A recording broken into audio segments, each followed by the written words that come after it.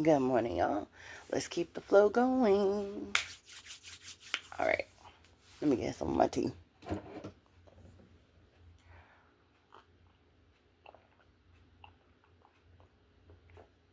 All right. All right. The glory is here for you. That's what we're talking about. The glory is here for you. Now, let me explain.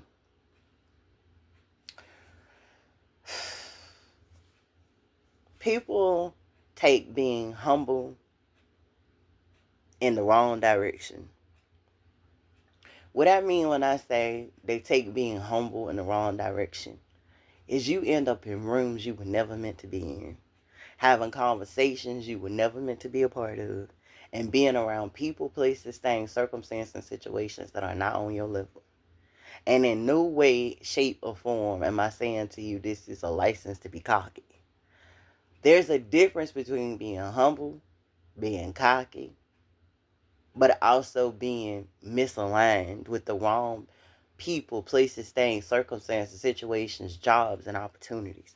Not every opportunity that comes knocking is yours. I've had so many people over the years that have wanted to do business with me. I have even wanted to do business with, have wanted to be friends with me. I've actually wanted to be friends with. It's been parties. It's been hangout spots. It's been a lot of things that I even felt remorseful, regret, and heavy about. Either because I desired it and God just kept slamming the door or not even allowing it to open. Excuse me. And I'm like, I want to go. I mean, think about a teenager. Think about a teenager when they young, crazy young, and if they're an extrovert and they really want to be a part of the crowd. They want to hang out with these people, places, things, circumstances, and situations. They want to go to parties. They want to go to the party at school. They want to go to the college party, the frat party. And if their parents have them under their subjection, their parents is like, nah, nah, you ain't going there. You ain't 21. I know it's going to be drinking at this party. You young. You don't even know what it is you don't know.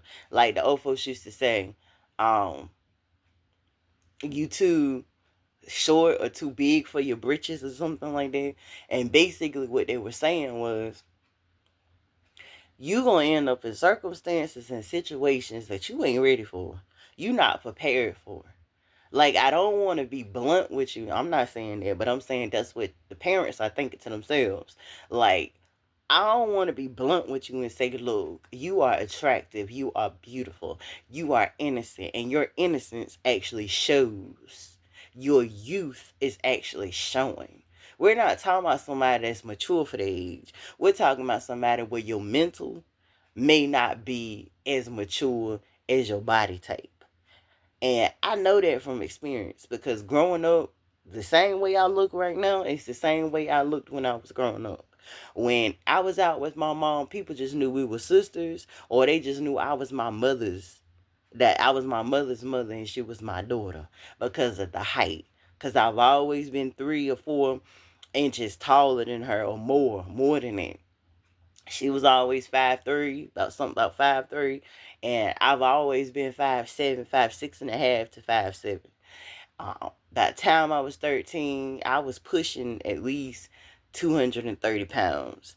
I was heavy breasted at 13. So you name it, I looked like I was a grown woman. And honestly, I talk like one too. My tone has always been that of a grown woman, as well as my mental has been as well.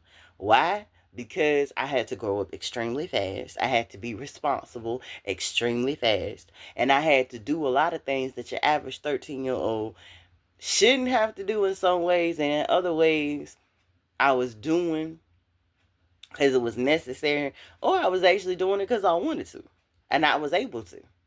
That being said, It does not mean that if I would have went to a fraternity party that I would have known it's not safe just because the cute boy on over there looking all cute with his fitted hat going backwards, and he's got the fronts in his mouth and got his pants hanging too low, and he smell good, got the chain around his neck. Yeah, it ain't very safe for me to be going to a back room where if I yelled or screamed, number one, could nobody hear me and come to my rescue, and number three, even if I yelled and screamed, it don't mean that anybody was going to come to my rescue. And not very many 13-year-olds is going to think about something like that, now ain't it? Instead, they're going to be thinking, ooh, I'm going to the party. That's all. They're not thinking I could be assaulted. And it would be nothing that my parents or anybody else could do. They not thinking, even if I'm not assaulted, if somebody comes to me on that level sexually and I allow it, I could pop up pregnant.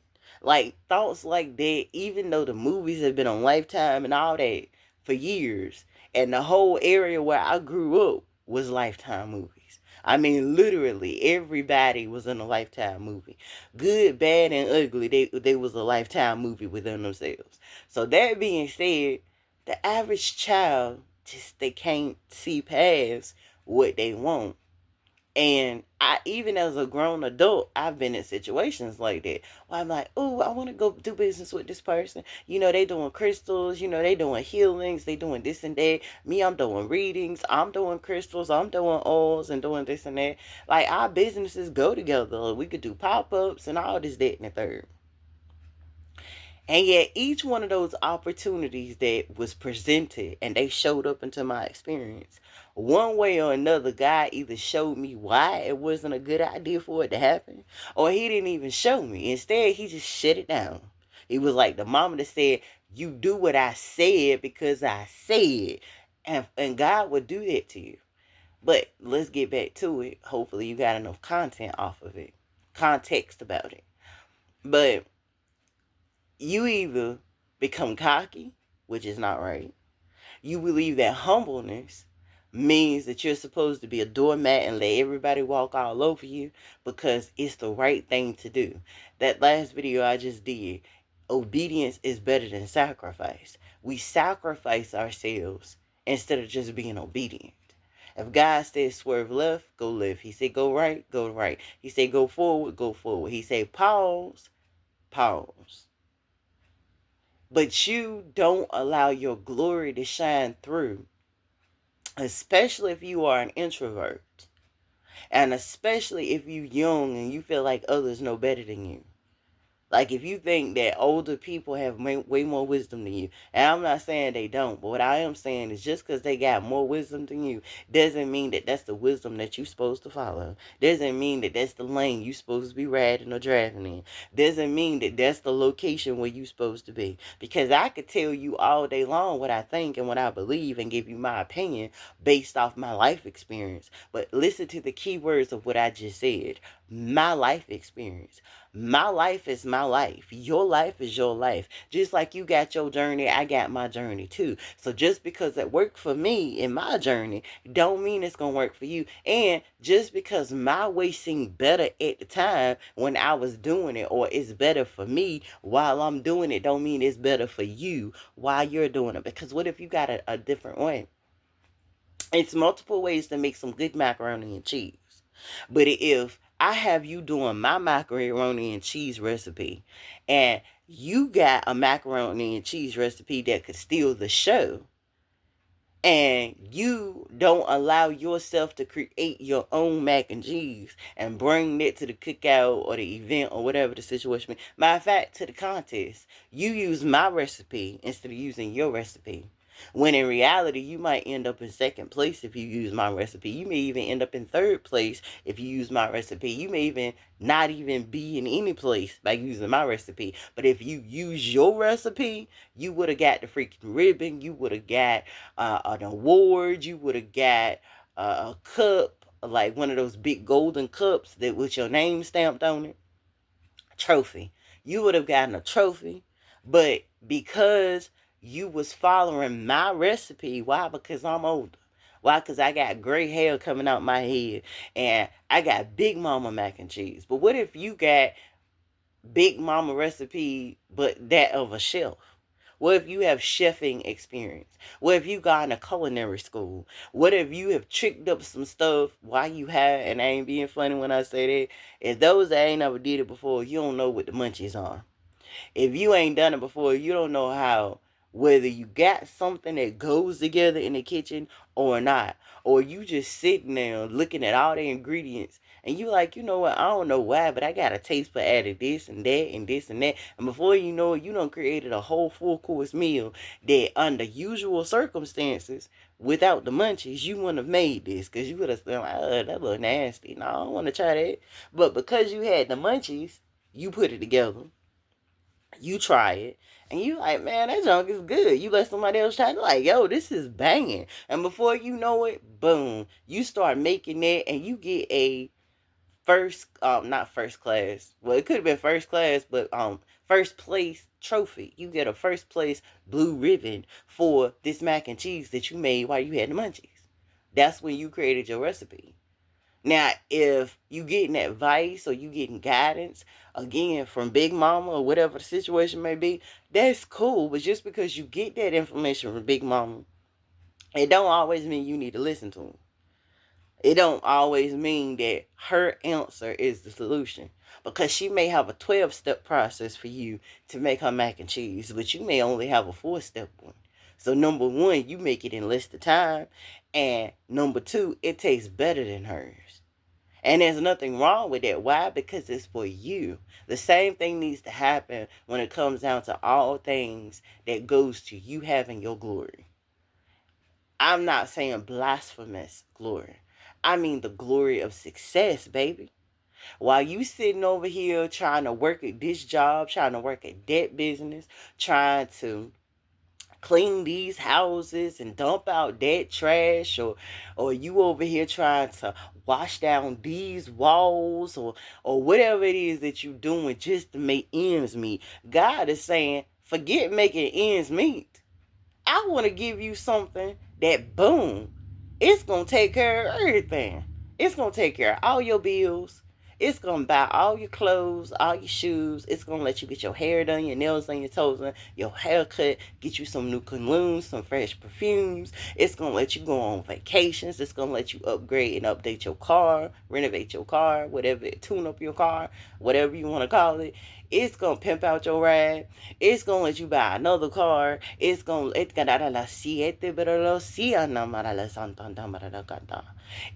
let you do so much more than make ends meet.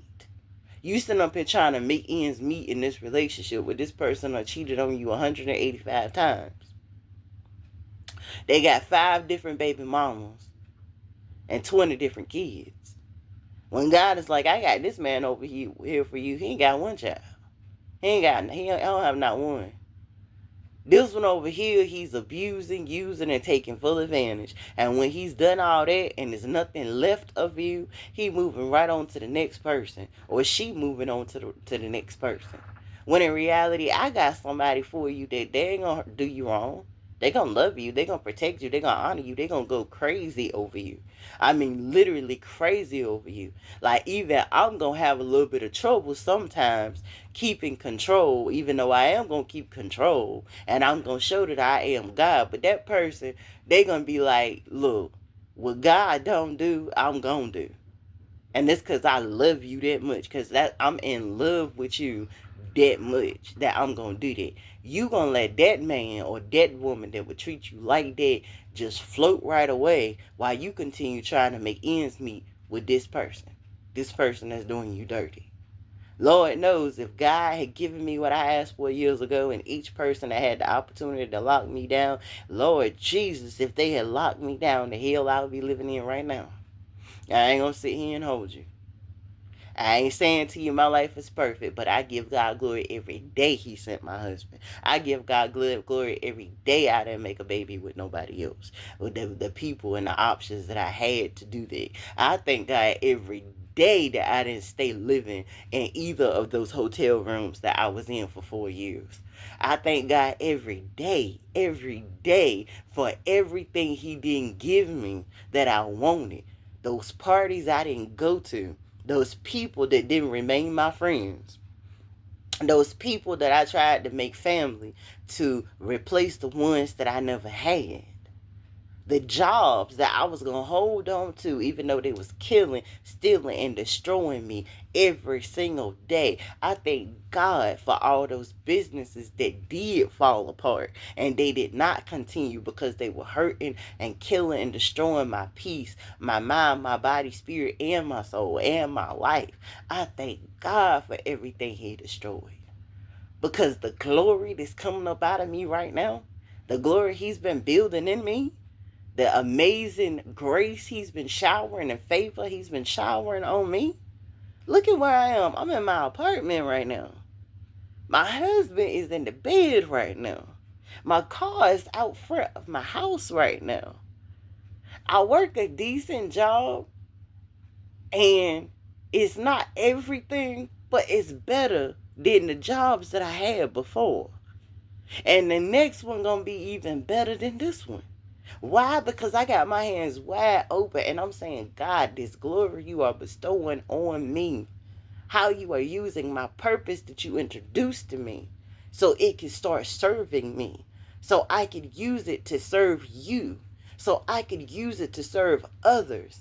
And you can stack up my bank account so I have peace, ease, and flow, ease, joy, and glory. And so everything and anything that I want, need, and desire is being given to me. And this burden is not hard for me to carry or for me to go through. And I don't have to sacrifice myself anymore. I can just be obedient to you. I can just submit to you. I can just ask. I can just knock. I can just give my tithes and offering. And you are overflowing my cup. I am no longer giving people nothing out my cup. I only share with them from my saucer. And I only share with the people from my saucer that are sharing with me from their saucer. So our cups is just constantly overflowing. All of the backstabbing, all the backbiting, all the rudeness, all the disrespect, all the cheating, all the lying, all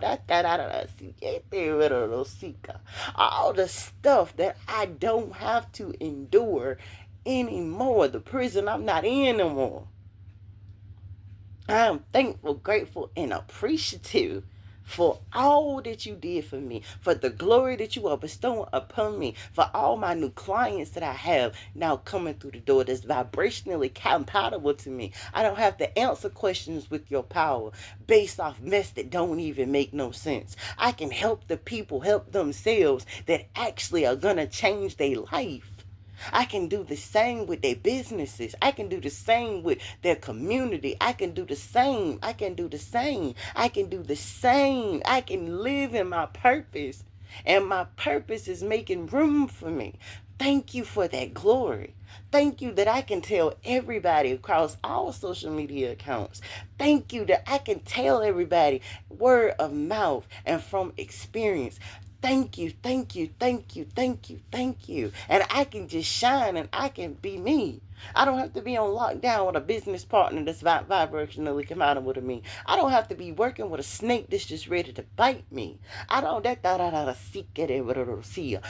to lay down with a man that wants to smile in my face and be in my bed and eat my cooking and all of that and is taking full advantage of me and just constantly taking advantage of me and being honest with me in my face about how they taking advantage of me or why they're on top of me. They're telling me how they're taking advantage of me.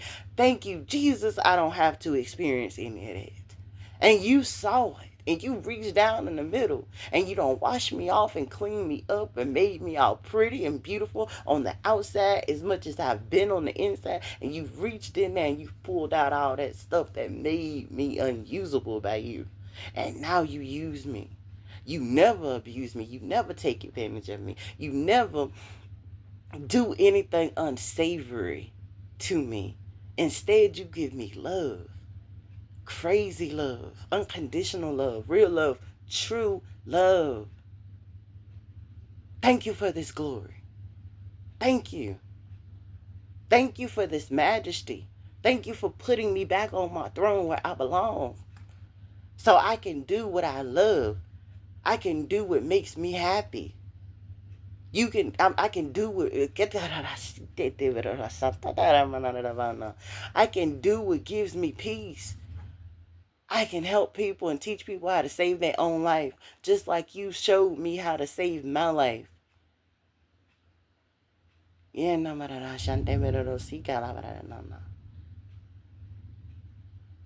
your glory, baby. Take your glory. Take your glory. Take your glory. I don't mean God's glory. I mean yours. I mean your validation. I mean your stamp of approval. Be humble. Be respectful. Be living. Be honest. Be truthful. But don't be a rug. Don't have people walking all over you. Don't have. It's like I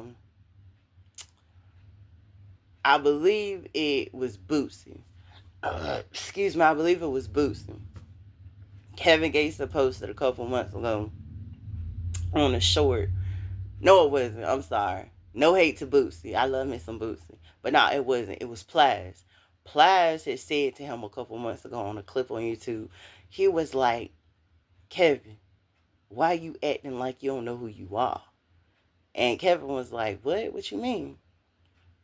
He was like, why you acting like you don't know who you are? You got all these people around you, people that ain't on your level, people that's not like you, people that's not doing what you doing, they not where you are. Why you got all these people around you? Why you acting like you ain't pressure? You pressure. And that's what I'm saying to you right now. That's what God is literally saying through me to you right now. You pressure. You been walking out here like a country bumpkin or a city slicker, and you ain't a country bumpkin and you ain't no city slicker. You been walking around out here like you Raggedy Annie. You ain't Raggedy Annie. You are Annie. I don't know nothing about the other versions, but the original Annie, you are Annie. And God is Daddy Warbucks. God is taking you out them rags. God is taking you out that nasty, stinking, disgusting, rude, and disrespectful, heartbreaking orphanage. And God is washing you off and putting that pretty red dress on you. I don't care if you're a man or a woman. This is not gender specific. But God is having you go on up like the Jeffersons. Y'all moving on up to the east side. It's time for you to stop living like good times and start going on over to the east side. Because you moving on up. And it's time for you to start treating yourself like you moving on up. Acting towards yourself like you moving on up. And start moving on up. Stop staying stagnant. Get into your glory. Take back your power. Take back your love. Take back your energy. Take it all back. It's yours. You may have let people use it. You may have let people borrow it. You may have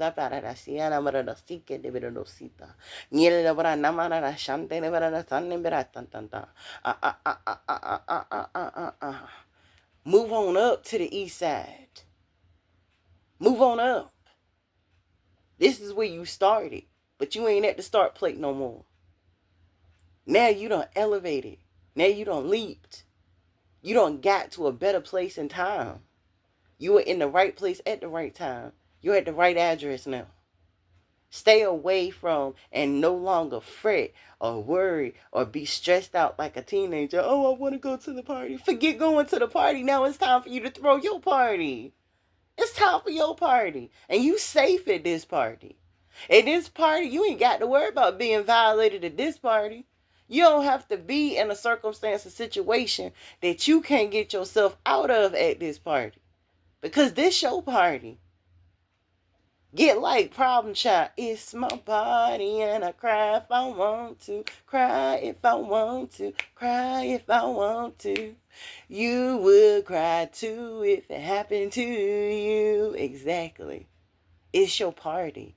Come to your party. Your party is where you want to be. Your party is where you the superstar. Your party is where you are the topic of conversation. Your party is where anybody and everybody that's got anything and everything that they want to connect and attach to you, they come in here because you are the celebrity, baby. You are the VIP. You are. And now that you know it, stand in it, stand on it, 10 toes down. This is a solid foundation over here. This ain't gonna crumble. If a storm starts raging outside, you are surrounded by bricks. So therefore, I don't care how much of a tornado or a hurricane or what bashes against the strongholds, it's gonna come because you anointed. Problems and issues is going to come because you have elevated to a higher level in time, to a different place in time, to a place that's new to you, but it's true to you because it's you. It's all about you. And when you get into your mind that it's all about you, again, you still humble. You're still humble, but you're no longer sacrificing. Stop sacrificing. Be obedient. Be submissive. Give and share and receive so your cup can run over. And even when you share from your saucer, never from your cup. Share from your saucer. And then you will really be experiencing everlasting glory. I love y'all, whether this helped you today, tomorrow, 185 years from now, allow it to only get you and keep you in alignment for your greatest and highest good. I love y'all, and I hope y'all have an amazing day, you heard me? Peace. Thank you, thank you, thank you.